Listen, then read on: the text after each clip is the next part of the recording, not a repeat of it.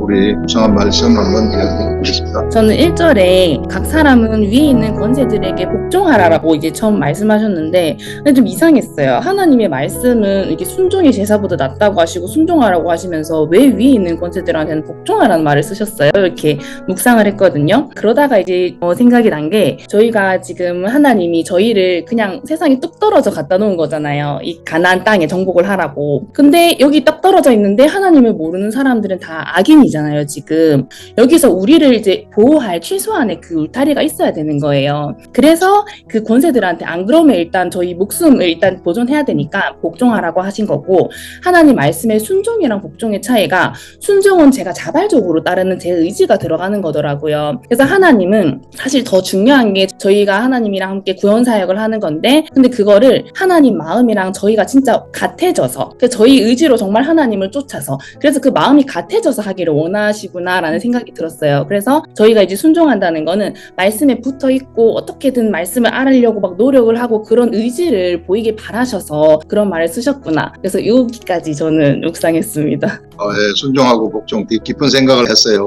순종은 하나님의 마음하고 내 마음이 같아져가지고 스스로 내가 하나님한테 순종해서 하나님을 따라가는 것이고, 복종은 마음이 다르더라도 복종을 하라. 국가 권력이 법안에서 이렇게 행하면 내 마음이 다를 수 있잖아요. 다르더라도 복종하라는. 왜 다르더라도 우리가 그러면 복종해야 됩니까? 국가 권력이 우리 육체를 지켜주고 있기 때문에 우리가 혼과 육체도 지킴을 받아야 되거든요. 이 혼과 육체가 보존이 돼야지 영이 이 속에서 활동을 할 수 있는 것이지, 혼과 육체가 보존이 안 돼버리면 활동을 못 한단 말이에요. 그래서 여기서도 얘기하는 것처럼 하나님이 우리들을 보호하기 위해서 대리해서 이 국가 권력을 사용을 하신다. 그 국가 권력이 있는 것은 우리를 지키기 위해서 국가 권력이 하나님을 대리해서 통치하도록 만들었구나 하는 것을 얘기하는 것입니다. 그래서 여러분, 만약에 무정부 상태가 된다고 생각을 해보세요. 어느 날 갑자기 도둑들이 우리 집에 들어와가지고 다 갖고 가버리고 총 겨누고 가져가버리면은 그거 지켜주는 사람이 없다고 그럴 것 같으면은 엉망이 되지 않겠어요? 그래서 정말 우리가 국가 권력도 중요하다. 그런데 이제 그 묵상을 하는데 이 순종하고 복종, 그래서 국가 권력은 우리 생각하고 다르더라도 복종을 하는 것이고, 순종하는 것은 하나님 마음하고 내 마음이 같아져가지고 저절로 따라가는 거. 이게 그것도 아주 창의적인 생각이에요. 이 하나님 말씀을 우리가 묵상을 할 때 이런 창의적인 생각을 받아야 돼요. 이게 계속 읽다 보면은 새로운 생각, 아무도 생각하지 못한 생각. 우리 하나님은 그런 새 말씀을 가지기를 좋아하시는 그런 하나님이십니다. 네, 좋습니다. 그다음에 우리 이명자 집사님. 저는 묵상도 묵상인데, 지난 주일 목사님 말씀을 전하실 때 성전 문지방에서 물이 나와가지고 발목을 차고 무릎에 차고 가슴과 머리가 잠기도록 하라는 그 말씀을 이렇게 전하셨을 때, 저는 갑자기 하나님의 사랑이 나의 머리까지 잠기도록 사랑하신다는 그 느낌이 저한테 확 들어왔어요. 그래가지고 진짜 주일 말씀을 들으면서 펑펑 울면서 예배를 이제 드리는 체험을 제가 주일 예배 시간에 그런 체험을 했고요. 진짜 그 느낌이 확 왔어요. 하나님의 그 사랑이 나의 머리까지도 그 넘치게, 완전히 잠기게 하고 계신다는 게 확 느껴져가지고 진짜 펑펑 울었습니다. 그리고 이제 2절에서 권세를 거스리는 자는 하나님의 명을 거스르미니 거스리는 자들은 심판을 자취하리라, 이 말씀에서 저는 민수기에 모세가 구수 여자를 취했을 때, 그러니까 미리암과 아론이 모세를 비방하였을 때 하나님께서 진노하셔가지고 미리암이 나병에 걸린 이 사건과, 그 다음에 다윗이 사울왕에 쫓겨 다닐 때 육적으로 봤을 때 사울을 죽일 수 있는 그 순간이 2번이 있었는데 원수를 직접 갚지 아니하고 하나님께서 행하시도록 할 수 있었던 것은, 결국 다윗은 말씀을 주야로 묵상함으로 하나님의 이끄심대로 갈 수 있는 사람이었구나. 그래서 결국 우리가 말씀 앞에 엎드려서 보고 또 보는 길밖에 없다는 것을 이번 주 이제 깊이 좀 깨닫게 하셨습니다. 그 주일에 그 성전에 물이 나와가지고 나를 적실 때 성령의 역사가 집사님한테 강력하게 감지가 된 거죠. 그래가지고 막 좋아가지고 눈물도 나고, 기쁨은 눈물이 나거든요. 우리 하나님 EQ를 가지고 계신 하나님이신데, 성령님이 우리들한테 감동을 주시면은 성령의 감동으로 우리에게 감지돼가지고 막 눈물도 나고 막 좋아가지고 어쩔 줄 모르는 거죠. 요거 그다음에 이제 미리암이 모세를 책망하는 거. 하나님의 권세가 사실상 모세한테 기름 부음이 일어나 버렸어요. 그러면은 모세가 어떤 여인을 취한 것이 개인적인 그런 것으로 취했다 그래가지고 모세를 비방할 수 없는 겁니다. 겁나는 거예요, 이게. 모세를 다룰 수 있는 사람은 하나님만이 다룰 수 있는 것이지 절대 사람이 다룰 수 없어요. 이 시대도 마찬가지예요. 여러분들, 우리 기름 부음 받은 자들은 우리가 당신이 잘못됐다 잘했다 이렇게 판단할 수 없어요.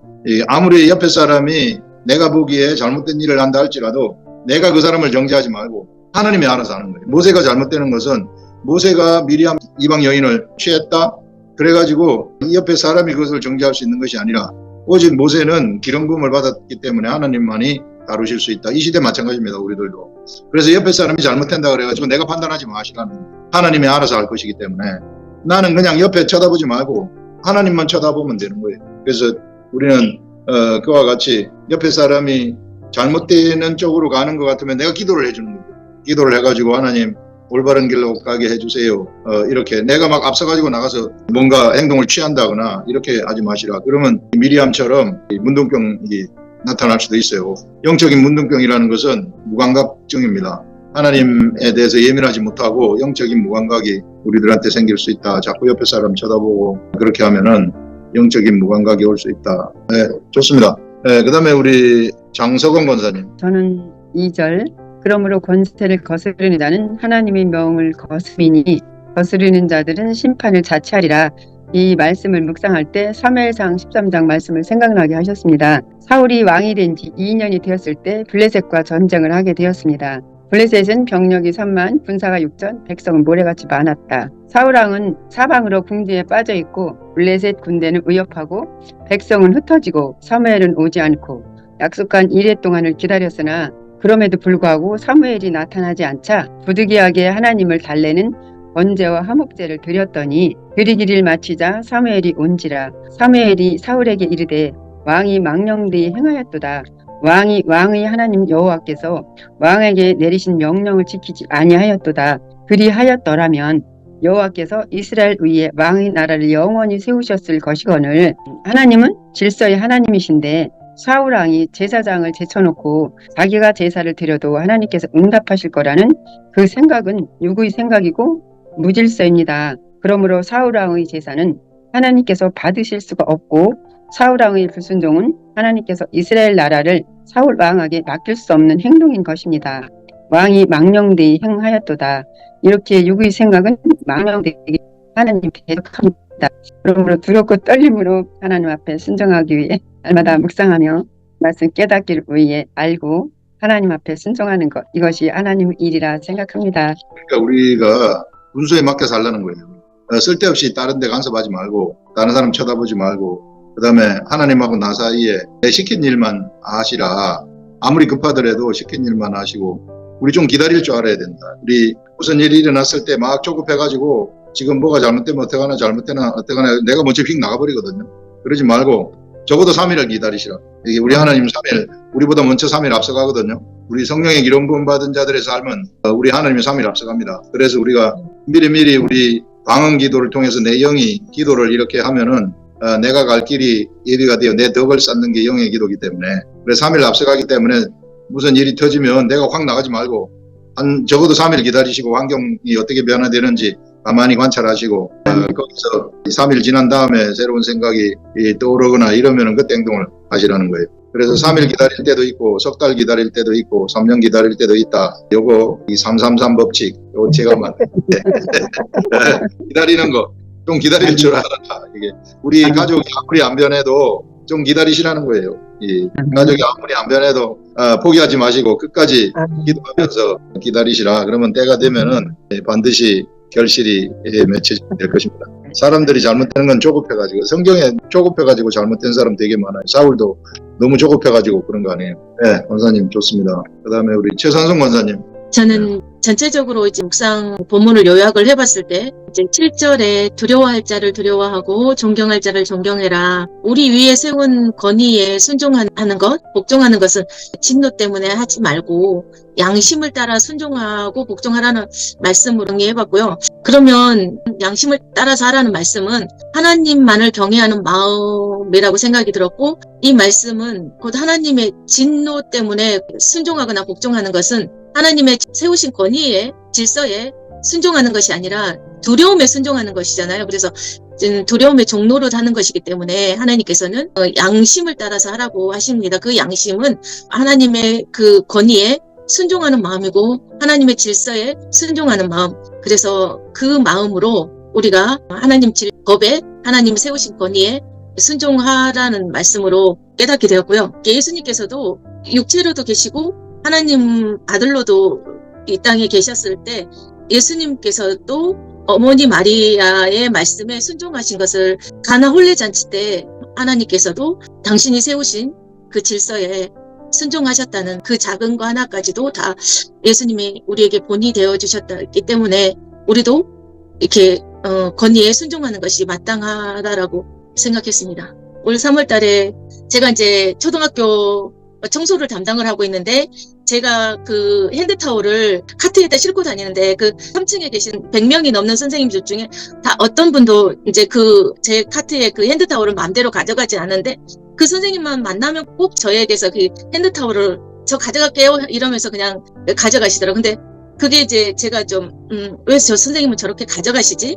저 선생님이 1층에 가서 갖다 쓰시는 장소를 몰라서 그러신가? 이러면서 마음이 불편했었습니다. 근데 하나님께서는 저한테 누가 너에게 무엇을 달라고 하면은 겉옷을 달라고 하면 속옷까지 줘라는 그 말씀이 생각나면서 그 선생님의 그렇게 하는 것을 이제 그 용납하라는 마음을 주셨어요. 그래도 제 마음 가운데서는 이거는 좀 무례한 거 아닐까라는 그 유괴 생각이 저를 좀 마음을 괴롭히더라고요. 그랬는데 이제 더 지나치게 그 선생님이 자기 반 학생 3명을 데리고 와가지고 또 무더기로 또 가져가는 거예요. 그래서 그러면서 그냥 당연하게 그렇게 가져가는 거죠. 마음이 또 그렇게 이제 편치가 않았었어요. 그랬는데도 하나님의 말씀이 자꾸 이제 그 말씀을 주시면서 제 마음을 고치시는 거죠. 그래서 제가 이제 순종하겠습니다라는 마음으로 제가 이제 자꾸 그 말씀을 붙잡고 이제 이렇게 했더니 7월달 초에 제 마음이 완전히 이제 편해졌어요. 이제 자유해지고 그래서 불편하지도 않더라고요. 그 선생님이 그 다음번에는 오셔가지고 원래 이거 여기서 가져가는 거 아니죠? 어디서 갖다 써야 되는 거예요? 물어요. 그때서. 그래서 그 1층에 어디 창고에서 갖다 쓰시면 됩니다. 이렇게 하니까 자기가 이제 모르고 이렇게 했다는 식으로 얘기를 하면서 죄송하다고 그러시더라고요. 그러면서 그 다음번에 또 만났을 때는 냉커피를 타다가 주시면서 냉커피를 타다 주시면서 더운데 수고하신다고 이렇게 하시더라고요. 그래서 하나님께서 그 말씀을 순종하게끔 상대방이 너에게 달라고 하면은 얼마든지 너에게 있는 것을 마음 편하게 줄 수 있는 그런 저를 마음을 가르치시는 그런 시간이었습니다. 우리 아주 내가 육적으로 나가가지고 잘못된 상황을 맞이할 수도 있었을 텐데 또 꾹 참고 있다가 계속 이제 하나님을 보고 기도하고 묵상하고 이러니까 내 마음이 달라져서 오히려 환경이 바뀌어버리는 상대방이 굴복하는 그런 것을 권사님이 경험을 했네요. 아까 첫 부분에 두려워할 자를 두려워하고 존경할 자를 존경하라 이렇게 말씀을 하셨는데 우리 두려워할 자, 우리 하나님을 두려워하라는 것은 하나님 무서워하라 그런 말이 아니고 하나님이 말씀하신 것을 무겁게 생각하라 그런 말이에요. 많은 사람은 영하게 생각하는 경향이 있는데 무겁게 생각하고 겁이 나가지고 이게 무서워서 순종하는 게 아니고 아까 양심으로 하라 그랬는데 정말 내 마음 속에서 양심으로 속에서 나오는 이 선한 마음으로 하나님을 따라가는 이제 그런 것들. 네, 좋습니다. 그 다음에 우리 선생님. 제가 이번 말씀 묵상에서 느낀 주제는 선으로 악을 이기라. 사실 이제 선으로 악을 이기라라는 말은 이제 저희가 저번 시간에 12장의 마지막 구절에서 많이 반복되어 나왔는데 이걸 왜 제가 오늘 통치자에게 복종하라는 말과 연관시켜서 생각했느냐 하면은 바울이 말하길 단지 벌 받을 것이 두려워서가 아니라 양심 때문에 복종해야 합니다. 그 권세를 거스르는 것은 권세를 세우신 하나님을 거스르는 것과 같습니다라고 말하였기 때문입니다. 사실 저희가 권세자들이나 아니면은 어떤 특정한 위치에 서서 그 조직을 이끌어 나가는 사람들을 볼 때 저희들의 마음속에는 흔히 그 사람을 판단하려는 잣대가 들어서기 마련입니다. 왜 저렇게 행동하지? 역시 권력이 있으면 사람이 바뀌나? 그런 식으로 저희는 그 큰 상황에 있는 그 사람의 위치를 생각하기보다는 아무래도 그 사람의 그 행동으로 인해서 다가올 그 결과로 그 사람을 판단하고 그리고 그 사람을 또 정죄하고 무시하고 저거는 저 사람이 욕심을 부려서 그래. 그런 식으로 생각할 수가 있는데 여기서 바울은 말하는 길을 그런 언쟁에 우리는 힘을 쏟지 말아야 한다. 그렇게 말하고 있는 것 같습니다.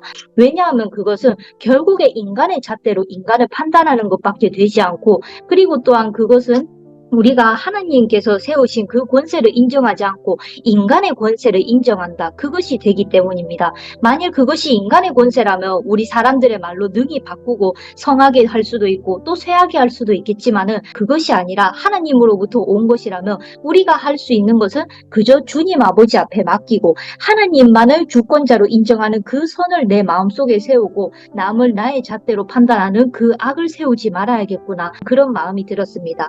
또 그렇게 생각한 두 번째 근거가 조금 앞서긴 했지만은 14장 4절에 보면 여러분이 누구이기에 남의 종을 판단하십니까? 그가 서 있든지 넘어지든지 그것은 자기 주인이 관여할 문제라 했습니다. 우리는 눈으로 보고 머리로 판단하면서 그 사람을 정죄하면서 무의식적으로 죄를 짓고 결국에는 악으로 악을 생각하고 있는 것이지만은 그렇지만 바울은 우리 모두는 결국 하나님의 종이라는 사실을 우리한테 상기시켜주면서 그러지 말고 오직 주님 앞에 맡기고 기도하고 주님만 의지하는 그 선을 가지고 내 마음속에 다가오는 그 악을 이겨라. 그렇게 말하고 있구나라고 생각이 들었습니다. 네, 좋습니다. 우리 다른 사람 판단하는 거, 특히 우리 국가의 위정자들을 판단하는 거, 내 맘대로 막 다 판단하잖아요. 특히 민주주의가 아주 잘 발달된 그런 곳에서는 막 판단을 하는데 우리나라 같은 경우는 이혼을 해도 대통령 탓이라고 다 이야기를 합니다. 대통령 때문에 내가 이혼하게 됐다. 예, 그러니 참 대통령 하기 힘들죠. 그래서 우리 여기 성경적인 생각은 그거 전부 다 하나님으로부터 나온 권세다 이렇게 생각을 하고 좀 마음에 안 들고 좀 모자라고 뭐하고 이게 내 마음에 비치더라도 그 권세가 하나님으로부터 나온 것이기 때문에 그게 없다고 생각을 해보세요. 큰일 나죠. 그리고 우리나라 같이 그 지금 치안이 좋은 그런 나라도 없어요. 저 유럽이나 이런 데 가면은 뭐 도둑놈이 얼마나 많은지 모르 필리핀 이런 데 뭐 여행 가가지고 막 강도 만난 사람들도 많다 그러잖아요. 그래서 그 위에서 나온 것도 우리 하나님이 주신 권세다 이렇게 생각을 하고 순종을 하고 그래서 우리가 세금 내는 거예요. 세금을 내는 이유가 우리를 그렇게 지켜주고 있기 때문에 세금을 내는 것이다. 우리 국가 권세도 하나님이 내셨다 이렇게 생각을 하고 순종하면서 따르는 거죠. 뭐 요새 우리가 뭐 예수 믿는다고 우리를 잡아 죽이진 않잖아요. 옛날에 로마 시대 때는 그 잡아 죽였는데 이거 로마 시대 때 이야기예요. 로마 시대 때도 이렇게 복종하라 그래요, 이게. 그러니 지금 우리는 뭐 굉장히 좋은 시대에 살아가고 있는 거죠. 항상 감사해야 되는 거죠. 그래서 국가를 위해서도 기도를 하고 대통령을 위해서도 기도를 하고 이렇게 하면은 우리가 성경 말씀대로 살아가는 그런 삶을 살 수 있다. 좋습니다. 그 다음에 윤 권사님. 1절 말씀에요. 모든 권세는 하나님께 정하셨고 모든 사람은 권세들에게 복종하라고 명하신 말씀을 보니까 베드로전서 2장 13절에 이런 말씀이 나왔어요. 인간의 모든 제도를 주님을 위해서 순종하라고 말씀하셨고요. 베드로전서 2장 16절에 너희는 자유가 있으나 그 자유로 악을 가리는 데 쓰지 말고 오직 하나님의 종과 같이 하라. 이 모든 권세를 주신 건 사실 아까 목사님께서 말씀하신 것처럼 우리를 위해서 주신 것인 것을 이제 알게 됐습니다. 세상 권세를 주신 하나님께서는 그 권세자를 오히려 하나님의 사역자라고 말씀하십니다. 하나님이 이 땅에서 살아가는 동안에 질서와 정의가 실현되기를 원하셨기 때문에 그러한 일을 감당할 수 있도록 이 세상에 그 권세자를 세워주신 것이라는 것을 이제 깨닫게 됐습니다. 그래서 디모데전서 2장 2절에 그러나 너희가 그들을 위해서 기도해야 한다. 그 이유는 왜? 하나님의 자녀들이 경건하고 평안한 생활을 하기 위해서라는 말을 하고 있습니다. 사실 아까 목사님께서 말씀하셨듯이 그건 로마 시대 때라고 하지만 지금 이 시대에서도 우리가 살아가면서도 정말로 이 나라를 위해서 세워진 그 권세자를 위해서 우리가 기도해야 된다는 것을 깨닫게 하셨고요. 그리고 하나님께서 주신 그 우리가 자유를 주신 것을 우리가 내가 선과 악을 판단하지 말고 모든 권세를 가진 하나님 앞에 모든 걸 맡기고 살아가야 되는 것을 깨닫게 됐습니다. 그래서 우리가 하나님 앞에 이 땅에서 살아가는 동안에 하나님 말씀이 얼마나 중하고 그 말씀이 생명이라는 걸 알게 된다면 그분이 모든 주권을 갖고 있다는 것을 깨닫게 된다면 당연히 우리는 그냥 그분의 말씀에 순종하는 것이 마땅하다고 생각하고 있어요. 사실 그 당시에 예수님께서도 그 성전세를 내시면서 가이사의 것은 가이사에게 하나님 것은 하나님께 이렇게 바치라고 말씀하셨거든요. 그래서 우리가 이 땅에 사는 동안에는 하나님 나라와 세상 나라가 이렇게 서로 공존해 있다는 것을 알기 때문에 그러면 우리가 하나님의 자녀답게 정말로 우리가 해야 될 도리 그러니까 마땅히 하나님의 자녀라고 해서 우리는 세상 나라하고 상관없다는 것이 아니라 우리도 이 세상 내에 살고 있기 때문에 우리는 그 세상을 따라가는 것이 아니라 우리의 삶을 통해서 우리의 모습을 통해서 우리가 내야 될 해야 될 우리가 지켜야 될 법들을 우리가 지켜야 되는 것이 당연하다는 것을 이제 여기서 깨닫게 됐습니다. 그러면서 제일 중요한 건 사실 하나님 말씀이 얼마나 귀하고 소중하다는 걸 점점 이렇게 깨닫게 되더라고요. 그래서 생명이고 그 말씀이 능력이기 때문에 이 말씀을 내가 정말 보지 않으면 나는 정말 죽는 것 같다. 내 영은 정말 나태해되고 내가 게을러서 나도 모르게 세상을 따라갈 수밖에 없으니까 내가 하나님께서 이 권세를 세워준 것은 물론 우리를 위해서 세워줬지만 그러나 거기서 우리가 하나님의 자녀답게 사는 것이 중요하다. 그래서 우리가 하나님의 자녀답게 산다면 우리의 삶을 통해서 우리의 모든 생활 속에서 정말로 그리스도의 향기가 나타날 것이고 그렇게 되면 믿지 않는 자들에게 본이 될 것이며 또한 이것이 작은 불씨가 된다면 그것이 쌓이게 우리 안에 충만히 쌓이고 그런 믿는 자들이 합해서 쌓이게 된다면 이것이 큰 불씨가 돼서 정말 많은 하나님께서 원하시는 많은 사람들을 주께로 인도할 수 있는 그런 자들이 되지 않을까 하고 생각했습니다. 네, 우리 위에 있는 권세, 가이사의 것은 가이사에게, 하나님의 것은 하나님한테 돌리라. 사실 우리나라에서는 우리가 육의 권세의 통치도 받고 하나님 나라의 통치도 받거든요. 사실 가이사의 통치도 받고 그다음에 하나님의 통치도 받아요. 두 개 다 통치를 받습니다. 근데 가이사의 통치는 우리 육체를 보호하는데 이게 우리 하나님의 통치하고 동떨어진 것이 아니라 우리 육체하고 우리 혼이 보존되어야만이 이 속에서 영이 활동을 할 수 있고 영의 생각대로 우리 육체가 움직일 수 있는 거예요. 만약에 전쟁이 났다고 한번 생각을 해보세요. 얼마나 기가 막히겠는가. 옆에 사람이 죽어가고 막 이러면은 그런 믿음 생활도 막 깨지지 않겠어요.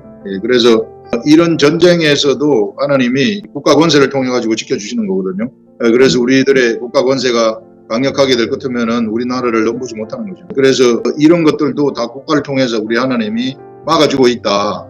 지금 그래서 우리 하나님이 그와 같은 방식으로 국가를 통해서도 우리를 보호하고 있고 또 하나님이 우리를 말씀을 통해서 우리를 보호하고 있는 이런 것들을 잘 분별을 하시라. 네, 좋습니다. 네, 그다음에 우리 제가 이 말씀을 보면서 사실 저희 아들이 지금 교통사고로 인해서 재판을 받고 있어요. 아이고. 그런데 저희 차를 가다가 자전거 타고 가는 이렇게 약간 이렇게 섰대요. 고등학교 2학년 지금 3학년 작년의 일이거든요. 그래서 네. 지금 재판을 2번씩이나 받고 있는데 그 아이 부모가 우리 아들한테 자기한테 연락도 하지 말고 막 우리한테 막말을 많이 했어요. 막 하면서 너 나한테 연락도 하지 말고 내가 너를 꼭 뺑소니로 집어넣는다 이렇게 얘기를 했어요. 우리 아들이 좀 실수한 것은 그 당시에 애가 크게 다치지 않았기 때문에 전화번호 같은 건 안 주고 그냥 떠나왔는데 집에 오자마자 바로 경찰에 신고를 했거든요. 신고를 하고 그래서 경찰관이 와서 검사를 다 했어요. 뭐 혹시 음주운전이나 뭐 이런 거 했나 싶어서 그래서 검사 다 하고 갔는데도 불구하고 결국 아이 부모가 아이가 하루 병원에 입원했고 아무 일 없어 퇴원했고 그랬는데도 이 아이 부모가 우리 아들을 담당하는 경찰관을 2번이나 막 바꾸더라고요. 바꿔갖고 결국은 다른 경찰관이 우리 아들을 이렇게 고소장을 쓰게 만들었고 그게 작년의 일인데 먼저 달에 재판을 받았고 오늘 이번에 8월 달도 받고 이제 9월 달도 받는데요. 그랬는데 판사가 너무 좀 이렇게 그건 이제 우리 아들 생각이겠지만서도 좀 이게 편협되게 이렇게 말하는 것 같아서 조금 굉장히 많이 얘가 실망을 했더라고요. 그래서 이제 있는데 제가 사실 이 말씀을 보면서 모든 권세자는 하나님께서 택하시고 하나님의 사역자가 되어서 하나님께서 정하신 거라면 그 판사도 그 또 우리 아들이 담당하는 변호사도 하나님이 세운 거다 하는 생각이 딱 들었어요, 사실은요. 그래서 이거는 하나님만이 하실 일이고 하나님께서 어떤 뜻이 있나 보다는 생각을 갖고는 지금 있습니다. 그래서 다음 달에 또 다시 재판을 받게 되는데 목사님 기도해 주세요. 1심 결과가 나왔어요. 아무 결과는 안 나왔고 먼저 첫 번에 이제 진행 중이고요. 2번째 이제 재판 받았을 때는 그 아이가 증인으로 나왔대요. 근데 보니까 올해 고등학교 3학년인데 근데 아이한테 이제 그 변호사가 물어봤는데도 불구하고 뭐 아이는 안 그랬다. 뭐 빨리 네가 저기 자전거 타고 가느냐고 그러지 않았냐 이렇게 이제 물어봤나 봐요. 근데 그렇지 않았다고 이제 그렇게 하는데 이 판사는 이제 그런 걸 뭐 물어보냐고 CCTV가 다 나왔다고 이렇게 자꾸 이렇게 재판을 빨리빨리 이렇게 진행을 했나 봐요. 그래갖고 이제 9월 달에 다시 재판 받기로 이제 돼 있다고 해서 그냥 기도하자. 그렇게 얘기를 했더니 우리 아들 엄마 내가 기도 안 했겠어요? 이렇게 말하는데 제가 할 말이 없더라고 사실은요. 그래서 그냥 있는데 저 나름대로는 그냥 모든 주권은 하나님 앞에 있기 때문에 이 말씀을 보면서 그래 내가 이제 막 내 나름대로 판단을 했다가도 이건 아니다. 하나님께서 그 사람을 세우셨다면 하나님께서 그를 통해 또 하나님께서 하실 것이 아닐까 하는 마음을 사실은 갖고 지금 기도 중에 있습니다. 우리 잠깐 기도하겠습니다. 하나님 아버지 어쩌다가 자동차 사고에 말려들어서 지금 작년부터 엄청난 마음고생을 하고 있는 것으로 생각이 됩니다. 이제 곧 1심이 진행이 되고 재판이 진행이 되는데 이거 서로가 다 마음이 녹여지는 이런 일들이 일어나고 여기서 환경이 확 바뀌어가지고 서로 화해하는 그런 일들이 일어나서 인명이 안 다쳤기 때문에 이 잘못된 생각들 이런 것들 다 없어지고 화해해서 좋은 결과가 나올 수 있도록 도와주시고 이번 이 사건을 통해서 완전히 우리 주님을 의지하는 자로 바뀌는 그래서 주님한테 의지를 하는 그런 사람으로 바뀌어버리는 그런 일들이 일어나게 하시옵소서. 함께하여 주신 감사드리오며 예수님의 이름으로 기도합니다. 아멘. 감사합니다. 네, 그래요. 마음고생이 되게 크겠어요. 근데 가서 어떻게 쓰든지 화해를 자꾸 청하고 기회가 되면은 그렇게 기도하고 한번 화해할 기회가 만들어지면은 화해를 한번 해보세요. 네, 알겠습니다. 네. 감사합니다.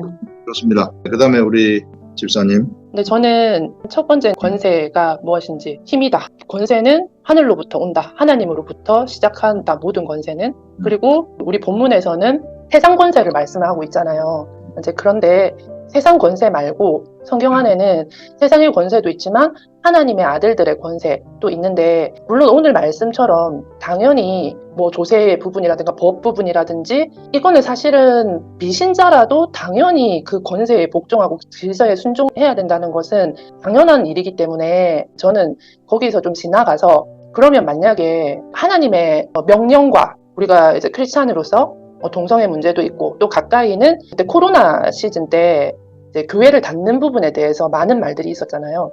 그래서 이제 하나님의 신앙적인 그 입장에서의 문제와 세상 권세와 대립했을 때에 우리 그리스도인이 취할 자세가 무엇인지에 대해서 까지 가더라고요. 권세를 높이시는 것도 이제 낮추시는 것도 다 하나님이 하시는 거고 이제 한데 그 세상 권세는 제가 이제 묵상하는 가운데 갑자기 예수님이 하신 말씀 구절이 떠올랐거든요. 이방인의 집권자들이 그들의 임의로 주관하고 그 고관들이 그들에게 권세를 부리는 줄을 너희가 알거니와 높은 자가 오히려 섬겨라 이제 이 말씀하시면서 근데 여기서 전 단 한 번도 이제 임의로라는 말에 대해서 의미를 느껴본 적이 없는데 요번에 묵상할 때 이 세상에 허락되어 있는 모든 권세들은 임의로 맡겨진 것이지 세상에 내려진 모든 세상 권세들은 당분간 줄 수도 있고 뺏을 수도 있고 그러니까 진짜 그들의 참 것이 아닌 거예요. 그들의 진짜 권세가 아니라 언제든지 변하고 유동하는 임의로 그냥 임의로 맡겨준 거야. 예수님이 우리한테 그렇게 말씀하신 거야. 진짜 권세는 하나님의 아들들의 권세야. 정말 하나님의 아들이니까 거의 그 권세가 뭐 더 위는 없잖아요. 본문에서는 두려워할 자를 두려워하라고 돼 있는데 아까 목사님 말씀에 저는 좀 더 공감을 하거든요. 하나님의 아들들의 권세를 가진 우리의 그 권세가 더 우위이기 때문에 사람을 두려워하는 건 우리 크리스찬의 몫이 아니다. 그리고 권세자들 또한 마찬가지죠. 그런데 3절 말씀에 다스리는 자는 선한 일에 대하여 두려움이 되지 않고 악한 일에 대해 두려움이 된다. 하나님이 권세를 세우신 이유가 기본적인 선을 행하지 않는 것 때문에 세운 거지. 그러니까 율법이 들어온 이유하고 비슷한 거예요. 나쁜 사람들을 위해서 최선을 세웠다는 거예요. 일반적인 거 안에서도. 그러면 우리 기독교인한테 세상 권세자들을 왜 세워놨냐? 에스겔 22장에도 이제 예루살렘이 워낙 가증한 일을 그러니까 많이 하니까 가증한 일을 너무 많이 한 이들한테 6절 말씀에 이스라엘 모든 고관은 각기 권세대로 피를 흘리려고 네 가운데 있었도다. 성경 역사에도 그렇고 그야말로 기독교인들이 잘못했을 때에 밖에 버리워져 땅에 밟힐 뿐인 그런 신세로 전락해버리듯이 원래 우리 권세는 세상 권세를 위에 있지만 우리가 하나님 앞에 선을 행하지 않을 때는 그들이 우리의 매가 된다는 거예요. 그래서 그럴 때나 두려워해라는 뜻으로 저는 전반적으로 읽었거든요. 그렇지 않으면 전혀 그들을 두려워할 필요 당연히 예의나 어떤 그런 선들을 우리가 당연히 지켜야 되죠. 그렇지만 그거는 두려움으로 지키는 게 아니라 이미 우리는 사랑 안에서 지키는 거기 때문에 조세를 바치는 것도 마찬가지고 우리가 공과금을 바치는 것도 마찬가지고 크리스찬이라면 마땅히 내가 낸 세금으로 다스리고 하나님이 악한 자든 아니든 다 선을 베풀었던 것처럼 우리가 온전하게 선한 사마리아인 그런 이야기들처럼 우리가 우리 교회만을 사랑하는 게 아니라 우리가 넓게 생각했을 때 이 땅 모든 우리가 같이 살고 있는 대한민국에 있는 나보다 어려운 가난한 사람들에게 내 세금이 드려진다라는 마음을 가지고 기쁜 마음으로 낸다면은 그거는 두려움이 아니라 사랑에 기초한 질서를 지키는 거죠. 그래서 사실 두려워서 뭘 한다는 동기 자체가 이미 사랑하고는 거리가 먼 거라고 저는 생각을 했어요. 이번 묵상 때. 왜냐하면 사랑에는 온전한 두려움이 없고 그리고 두려움에는 형벌이 따르고 사랑을 온전히 이루어지지 못했을 때 두려움이 생긴다 했기 때문에 내가 사랑의 조건을 한다는 것은 이미 의무감이나 책임감에서 벗어난 수준이다. 그래서 크리스찬이 어떤 그 누군가를 이제 위에 있는 권세를 내가 순종하고 복종한다는 것은 세상 사람들이 생각하는 그런 동기, 그런 마음의 기준이 다르다. 보이는 태도는 똑같을지 몰라도 악인은 쫓아오는 자가 없어도 도망하지만 의인은 사자같이 담대하다 했고 죄가 있으면 주관 자가 많아진다고 잠언서에도 말씀하셨어요. 그래서 그 권세라는 자체가 사실 필요악이라는 거, 어떻게 보면 율법처럼. 그래서 죄가 많아질 때 치리자들이 많아진다고 말씀하신 것처럼 그러면은 모든 권세를 우리가 크리스찬으로 다 지켜야 되냐? 그건 저는 아니라고 생각해요. 다니엘 이야기나 에스더도 왕 앞에 나갈 때 로마 가면 로마법을 따라야 되는데 자기 믿음의 양심대로 했잖아요. 더군다나 다니엘 당시에 그가 지킨 것은 율법에 나와 있는 것도 사실 어떻게 보면 아니에요. 물론 이제 우상의 제물이 돼지고기가 들어가고 거기에 피가 들어갈 수도 있겠지만 굳이 채식만 할 이유도 없고 그때 당시에 다니엘의 믿음의 양심이라고 저는 보거든요. 그것을 지키기 위해서 권세자의 명을 거역했다는 거예요. 우리의 공동체의 신앙 안에서 위배되지 않는 한 저는 권세자에게 끝까지 이제 순종하는 게 맞고 따르는 게 맞지만 내 신앙에 뭔가 이게 필수적인 어떤 내 진짜 이 다니엘과 같이 그런 신앙에 저해하는 부분에서는 순종할 필요가 없다고 생각을 해요. 선이 뭐겠어요? 하나님 앞에 바른 관계예요. 내가 바른 관계만 가지고 있다면 그것을 두려워하지 말고 내 신앙대로 나가라. 하지만 말고의 길을 떨어뜨렸던 그 베드로와 같이는 하지 말라는 거죠. 그 말고의 길을 떨어뜨렸을 때 예수님이 다시 그 말고의 길을 만져서 낫게 해주셨잖아요. 근데 그때 예수님은 충분히 그 권세를 거스릴 수도 있었지만 폭력으로 다가오는 그들에게 폭력으로 대항하지 않았고 악을 선으로 갚았죠. 고쳐줬으니까. 그때 말고가 예수님을 바라본 예수님의 눈빛은 어땠을지를 제가 상상을 했거든요. 그 말고의 마음이 어떻게 천둥이 치고 뒤집혔을지가 우리 크리스찬은 그렇게 해야 된다. 만약에 내가 어떤 부당함이 온다 하더라도 내 신앙을 위해서는 권세자한테도 불복종할 수 있다. 하지만 그 태도 자체가 우리가 그 대상을 아주 막 참소해서 막 그들의 막 직위를 박탈하도록 민원을 넣는다든지 이런 식으로 피해를 입히게 해서는 절대 안 되고 정말 끝까지 피해를 안 입히는 선서 그리고 이웃에게 사랑을 나눠주는 어떤 지혜로운 에스더와 같은 그 법을 어기고 나가지만 그 왕이 웃었잖아요. 결과는. 그런 어떤 지혜로운 마음을 받아서 하나님의 명령에 순종하는 것이 맞다라고 저는 생각을 했거든요. 지사님이 얘기한 것이 국가 권력하고 우리의 신앙이 배치될 때 우리 어떻게 해야 될 건가. 사실 여기서 이야기하는 것은 이 국가 권력이라는 것은 우리 육체에 관한 것입니다. 육체의 법들. 우리 육체가 못된 짓을 하는 속성이 있기 때문에 못된 짓을 하지 못하도록 막아주는 역할을 한다는 거예요. 율법을 범하지 못하도록 막아주는 역할을 하는 것이 그런 관점에서 복종을 하라는 것이고 영적인 권세는 영적인 법은 안 들어가요. 국가 권력이 영적 세계 속으로 들어와가지고 하나님 믿지 말아라 이렇게 돼버리면 우리가 그러면 국가 권력에 복종한다 그래가지고 예수님 안 믿고 하나님 안 믿으면 우리는 끝나는 거죠. 그래서 여기서 얘기하는 관점은 우리 육체에 관한 것들. 우리 육체가 못됐기 때문에 진짜 우리 육체 못됐거든요. 못했기 때문에 그래서 법을 가지고 통제를 한다는 그런 차원이고 예수 그리스도를 섬기는 거라든지 하나님을 섬기는 이거하고는 또 다른 차원이죠. 이거하고는 다른 차원이고 그다음에 누가 옳고 누가 그러지 않아요. 그거는 자기 자신이 판단하면 되는 거예요. 나는 하나님 때문에 국가 권력을 무시하고 예배를 드린다. 또 나는 그 하나님 때문에 국가에서 얘기하는 것을 그대로 내가 하나님 때문에도 있지만 옆에 사람들이 내가 코로나가 걸렸으면 같이 예배하면 옆에 사람한테 피해를 줄 수 있기 때문에 그런 관점에서 우리가 잠시 쉰다 하는 이런 것들 누구든지 그 동기가 어떤 것인가에 따라서 달라질 수 있는 거죠.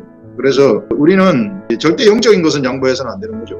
우리 하나님은 어떤 국가 권력이 우리한테 쳐들어와가지고 그것을 침범한다면은 거기에 대해서는 우리가 복종할 필요가 없는 거예요. 여기서 이야기는 육체에 관한 그런 것들이다. 우리 하나님이 율법을 주신 것도 육체의 법이거든요. 우리 마음의 법이거든요. 자꾸 마음이 간음을 하니까 간음하지 말라고 했고 부모를 공경하지 않으니까 부모 공경하라고 했고 우상 숭배를 하니까 우상 숭배하지 말라고 한 거거든요. 우리 박 집사님이 상세하게 풀어가지고 잘 설명을 해주셨습니다. 네, 좋습니다. 그 다음에 우리 집사님. 번째 말씀을 읽으면서 저는 1절 말씀에 복종과 순종에 대해서 제가 생각을 해봤는데요. 제가 이번에 말씀 읽으면서는 질서에 대해서 굉장히 생각이 나더라고요. 질서. 국가에 대해서도 질서가 있어야 되고 사회에도 질서가 있고 또 교회에도 질서가 있고 가정에도 질서가 있는데 우리는 영적이든 육적이든 너무 질서를 갖다가 지금 너무 무질서하게 사용하고 있지 않는지 우리한테 주어진 모든 것들을 이 권력에 대해서도 우리는 너무나 쉽게 정말 판단을 하고 얘기를 하고 자기 이념과 사상과 맞지 않으면 그에 대해서 너무나 얘기를 많이 하는데 저는 오히려 그 나라와 민족을 위해서 아니면 국가 원수를 위해서 우리의 평안함을 위해서도 정말 그 말씀대로 기도만 해야 된다고 생각하거든요. 개인적으로. 누구나 다 위에 장이 되면 다 사람들을 만족시킬 수는 없잖아요. 그렇기 때문에 사람들이 이 어떤 권위에 대해서 이 권위는 분명히 하나님께로부터 온다고 그랬는데 이 국가 원수들도 그래서 제가 이 말씀을 읽으면서 누가 생각이 났냐면 고레스 왕이 저는 생각이 났어요. 그래서 이사야 45장에 보면은 고레스 왕에 대해서 쭉 하나님께서 그 사람을 세우셨고 그 사람을 어떻게 사용하실 거고 그 사람에게 어떤 복을 주실 거고 그에 대해서 45장 1절부터 계속 쭉 나오고 있는데요. 이 고레스 왕이 정말로 하나님을 믿는 사람은 아니었는데 하나님 앞에는 굉장히 선한 도구로 사용되었다는 거죠. 바벨론에 그 잡혀갔던 이스라엘 백성들을 포로로 잡혀갔던 자들을 돌려보내고 또 그 성전 건축을 재건할 수 있도록 도와주는 그런 왕이 되었잖아요. 하나님 앞에는 굉장히 선한 왕이라고 저는 생각하거든요. 그래서 이 고레스 왕이 생각나면서 이사야 45장을 계속 읽게 되었고요. 하여튼 저희들은 지금 이 시기에는 너무나 혼돈한 시기이기 때문에 이 말씀을 통해서도 정말 우리가 모든 데 국가, 사회, 또한 교회, 또한 가정에도 위계 질서가 아빠로부터 있어야 되듯이 가정으로부터 있어야 되듯이 이 질서를 잘 지켜나가야 되겠다. 그런 생각을 많이 했습니다. 우리 집사님은 질서에 대해서 이야기를 했는데 사실 국가에서는 왕의 자리에 위치해 있는 사람들, 세상 사람들을 다 만족시킬 수 있는 그런 통치는 할 수 없는 거죠. 그런데 그것 때문에 우리 몸과 마음이 편안하게 살 수 있는 그런 환경이 우리에게 조성되어 가지고 있다. 그래서 국가가 있으면 국가가 외적을 막아주잖아요. 이게 외적을 막아주기 때문에 우리가 편안하게 집에서 살 수 있는 그런 것이죠. 가정에서도 질서가 필요한 것이 여러 가지 의견이 있지만은 일단 이제 가장이라든지 이런 사람들 질서가 이렇게 유지될 때 가정에 평안이 오는 것이지 밑에서 막 자기 의견에 안 맞다 그래가지고 들고 일어나고 이래버리면 그러면은 그 환경 자체가 아주 안 좋아지는 거예요. 가정은 본래 사랑의 환경이 조성이 돼야 되는데 이게 의견이 안 맞고 이래버리면은 삶의 환경이 안 좋아지는 거죠. 회사도 마찬가지고요. 그래서 우리가 모든 내가 속한 그 속에서 요걸 좀 가꿀 줄 알아야 된다. 이 교회에서도 내가 속한 교회에서 교회에 정말 하나님의 질서가 실현될 수 있도록 내 자신이 거기에 잘 맞춰야 된다. 그래서 내가 행동하는 거 이런 것들 함부로 막 행동하지 말고 한번 생각하고 좀 기다렸다가 행동을 하라는. 회의 같은 거 할 때도 욱하고 확 나가버리면은 이게 이제 분위기 확 망쳐버리는 거거든요. 그래서 말할 때 좀 한번 생각을 하고 한번 참아보고 막 속에서 막 하고 싶다 그래가지고 하지 말고 이렇게 하시라. 네, 좋습니다. 그 다음에 우리 김정옥 권사님.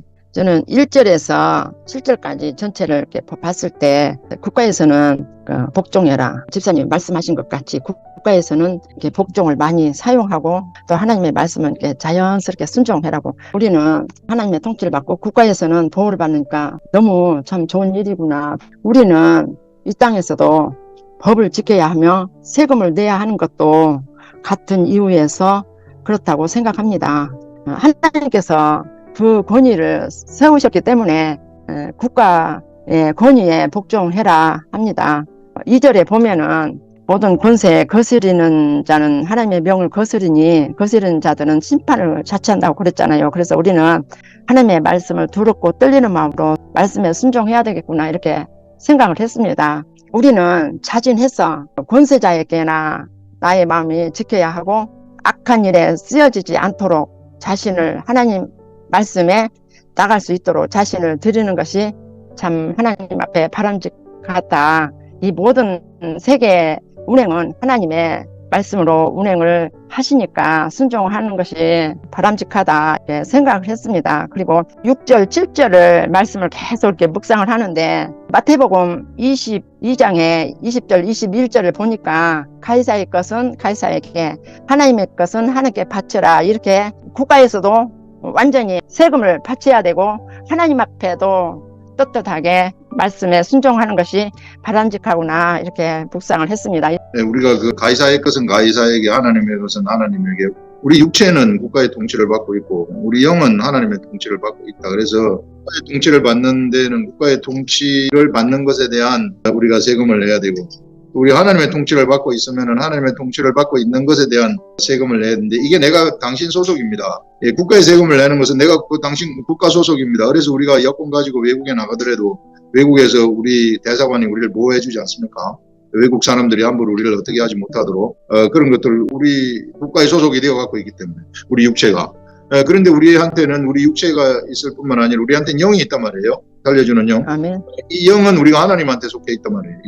하나님한테 속해 있기 때문에 하나님의 통치를 받는다. 그래서 사실 뭐 우리가 하나님한테 속해 있기 때문에 이 하나님의 것은 하나님의 것, 성전세를 내는 이런 개념이 아니고 이것은 내가 하나님 소속입니다. 이걸 확인하는 거예요. 내가 하나님 소속이기 때문에 그래 내가 여기에 성전세를 내는 것도 내가 이스라엘 백성이기 때문에 내는 겁니다. 하나님 소속이기 때문에 내는 겁니다. 11조를 내는 것도 내가 하나님 소속이기 때문에 내는 겁니다. 확인하는 거죠. 그렇게 되면은 우리가 그 하나님의 소속이기 때문에 내는 것은 이제 하늘로부터 오는 그 축복의 통로가 언제나 우리하고 열려가지고 있다. 우리가 그 소속이라는 그 통로를 통해서 오는 것이거든요. 거기에는 뭐 오만 하늘의 축복들이 전부 다 그 속에 있는 거죠. 예, 수고하셨습니다. 김명자 권사님. 다 나눠주시는 분들 듣는 중에 그 하나님이 세워주신 이 세상 권세에 우리가 하나님의 아들들로서 지혜롭게 대처할 때 우리는 그 하늘과 땅에 하나님이 세워주신 그 권세자들과 그 하늘의 하나님과 이렇게 연결 지어지는 화목제물로 산제물이 되어지겠구나 하는 게 깨달아졌습니다. 네. 좋아요. 우리는 육체도 가지고 있고 우리 영도 가지고 있단 말이에요. 이게 육체는 세상에 땅에 붙이고 살지만은 우리 영은 하나님하고 같이 살고 있다. 그렇기 때문에 영하고 육체가 연결되어지는 그런 육체가 화목제물이 된다 하는 이런 것들 아주 듣는 가운데 좋은 생각을 하나님 주셨습니다. 네, 좋습니다. 그 다음에 황수경 원사님부터. 저는 여기 1절에 위에 있는 권세들 해서 제 주위에, 제 가까이에 있는 그런 분들을 한번 생각해 봤습니다. 직장에서는 저희 상사, 또는 이제 가정에서는 저희 남편, 그리고 제 주위에 있는 뭐 형제들이나 여기 이웃들을 이제 생각해 보니까 그분들을 보면 꼭 이런 뭔가를 주입하고 이게 권세가 뭐냐 하면 남을 복종하게 하는 힘이더라고요. 그래서 이 사람들하고 대화를 한다든지 뭘 하면 꼭 자기 걸 갖다가 주입시키려고 저한테 설득을 시키려고 하는 그런 부분이 참 많더라고요. 그래 그런 부분으로 인해서 제가 이제 시험을 받기도 하고 이렇게 속상해가지고 막 이렇게 조금 이렇게 화가 나기도 하고 이러는데 그 부분에서 보니까 여기서 이 권세자들이 다스리는 자, 하나님의 사역자라는 말을 들었을 때, 그 사람을 통해 가지고 나를 다스리게 하시는구나 라는 이제 그런 생각이 들었습니다. 왜냐하면 같이 내가 그런들한테 이렇게 같이 이제 반응을 해버리면 똑같은 이제 그런 종류의 사람이 돼버리잖아요, 그죠? 그런데 그 사람을 내 주위에 둔 것은 이거는 하나님이 내 주위에 그 사람을 둠으로 해서 내가 그 과정에서 이제 훈련을 이렇게 시켜가는 과정이 아닌가 하는 그런 생각이 들었습니다. 그래서 선을 행하라 이런 말에도 사람 인간적으로 선을 행하려고 하면 이게 참 너무나도 어렵고 힘들더라고요. 그런데 이게 하나님 말씀대로 이렇게 선을 행한다면 그거는 너무 쉽게 이렇게 풀리는 과정이다. 하나님 선을 알려고 하면 말씀을 보고 말씀을 붙잡는 게 바로 이게 선이구나 하는 걸 느꼈습니다. 우리 권사님은 국가 권력 대신에 이제 상사, 나한테 명령할 수 있는 위치에 있는 그런 상사를 얘기를 하셨는데 상사가 얘기할 때 좋은 것은 우리가 들어야 되죠. 그런데 질서에 맞는 직장에서의 질서를 세워가는데 말하는 것은 우리가 순종하면은 좋고 그렇지 않은 경우는 지혜를 써야 돼요. 우리가 이때 지혜가 필요합니다. 그래서 조금 뭔가 나를 윽박지르려고 하고 잘못된 부당한 요구를 하고 이럴 때에는 그때는 지혜가 하나님한테 기도를 하고 지혜를 구해야 됩니다. 어떻게 제가 대처를 하면 좋겠습니까? 저 사람이 나를 이렇게 괴롭히는데 이 괴롭히는 것을 어떻게 이기면 좋겠습니까?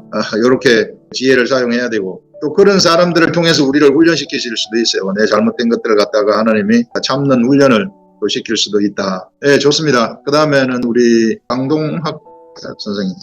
저는 이 로마서에서 이 조세라는 부분을 생각을 해봤는데요. 출애굽기에 이스라엘 백성들이 인구 조사를 할 때 20세 이상 된 사람들은 음반 3개를 다 여호와께 드렸는데 그 드리는 세겔이 성전에 제사를 하고 성전을 이렇게 운영하는 그 자금으로 썼다.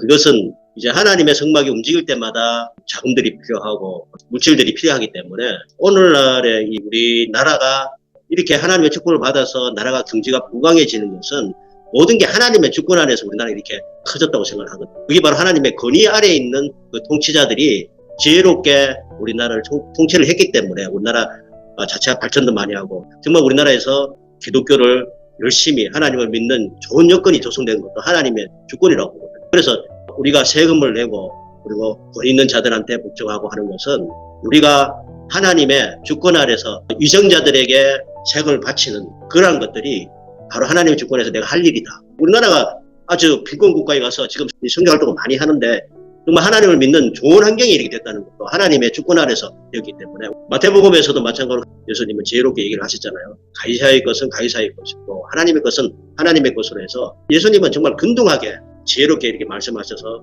하나님의 주권 아래서는 위정자들이 통치를 하는 거기에도 복종을 해야지만 하나님께 복종하는 것입니다. 정말 하나님의 나라가 발전하고 보탬이 되는 것이 아니겠나.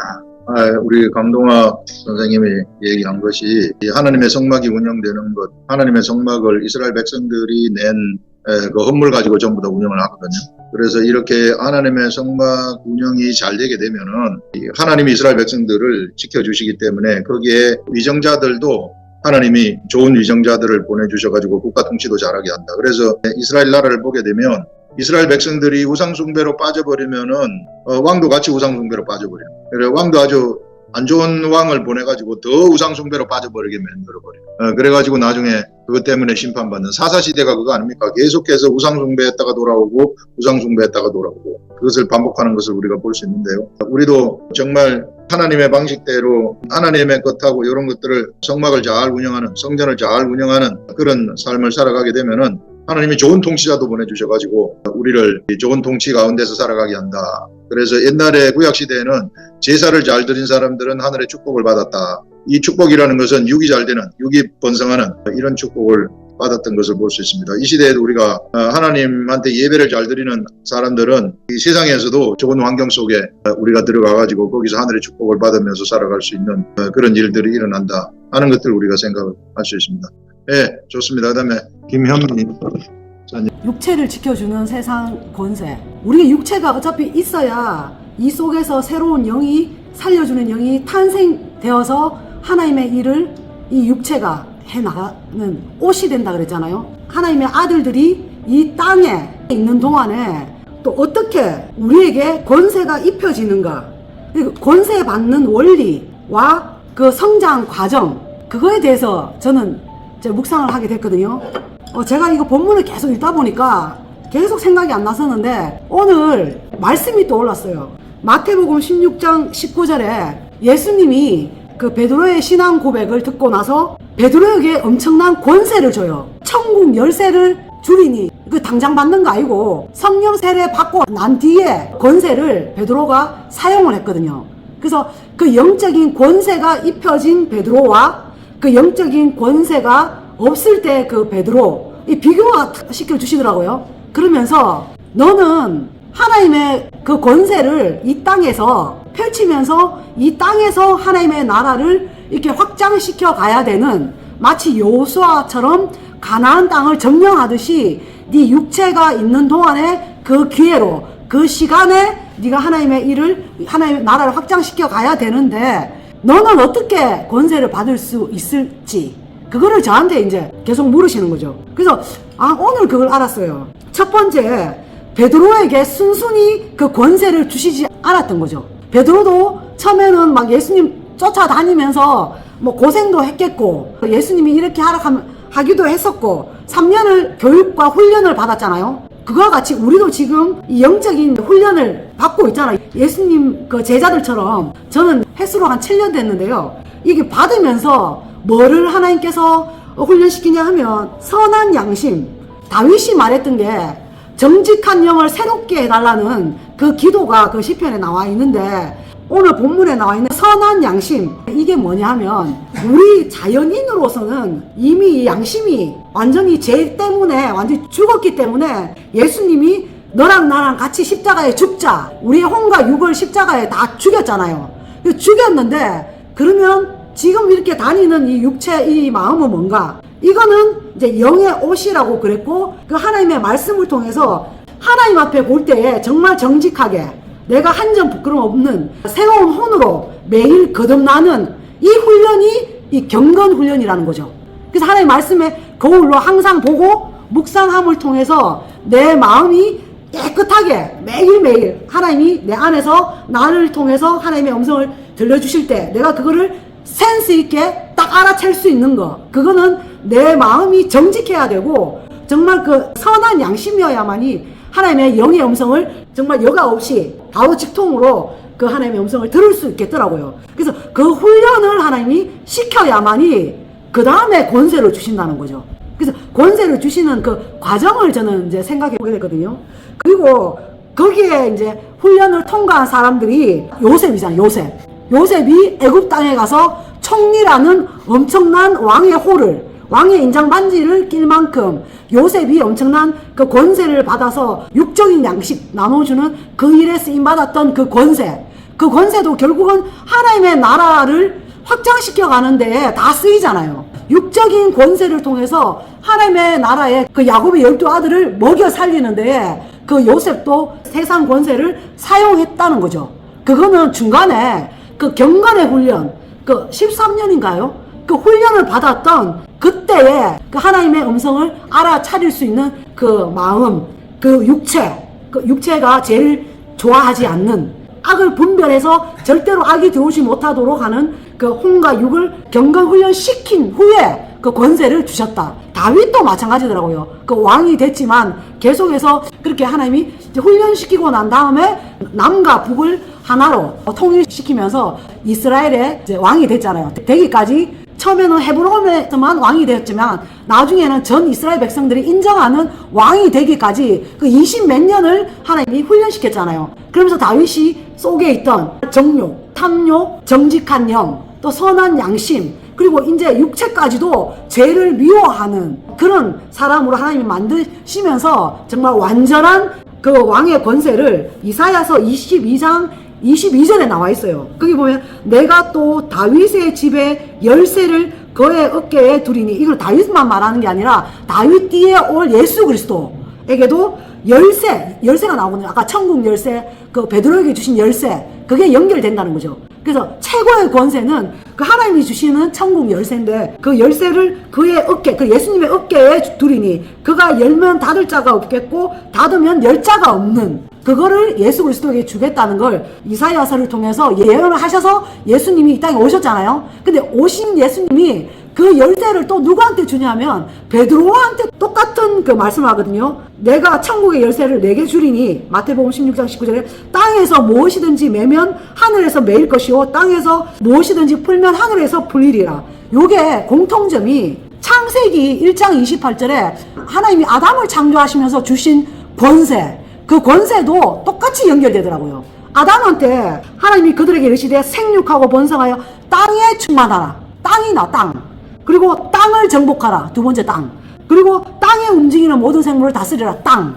하나님은 우리 이 육체를 이 땅에서 하나님의 나라를 완성시켜서 이게 완성시킨 이게 새 예루살렘 성전의 건축 도면이 되는 거죠. 그래서 이 땅에서 너희들이 권세를 행사할 수 있도록 지금 경거훈련 기간을 네가 거치고 있다.